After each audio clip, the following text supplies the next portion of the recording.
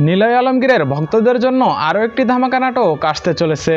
পরিচালক কেসার মজুমদার নিলয় আলমগীর ও আয়েশা খানকে নিয়ে নির্মাণ করেছেন ডিয়ার প্রিয়তমা, একটি পারিবারিক দাসের রোমান্টিক নাটক। এই নাটকে কি আসতে চলেছে সেটাই জানিয়ে দেবো আজকের এই ছোট্ট ভিডিওতে।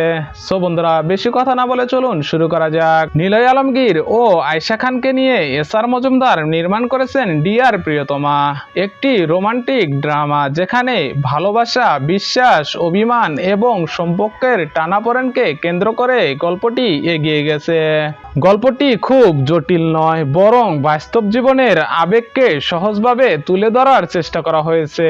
তাই যারা আবেগঘন ও পারিবারিক দাসের নাটক দেখতে পছন্দ করেন তাদের জন্য অসাধারণ একটি নাটক আসতে চলেছে। নিলয় আলমগীরের সাথে আয়েশা খানের কেমিস্ট্রি দেখতে মুখিয়ে আছে অনেকেই। নাটকটি খুব শীঘ্রই স্কয়ার ড্রামা ইউটিউব চ্যানেলে আপলোড করা হবে। সো বন্ধুরা, দেখা হবে আরো কোনো সুন্দর ভিডিওতে। সে পর্যন্ত সবাই ভালো থাকুন, সুস্থ থাকুন। আল্লাহ হাফেজ।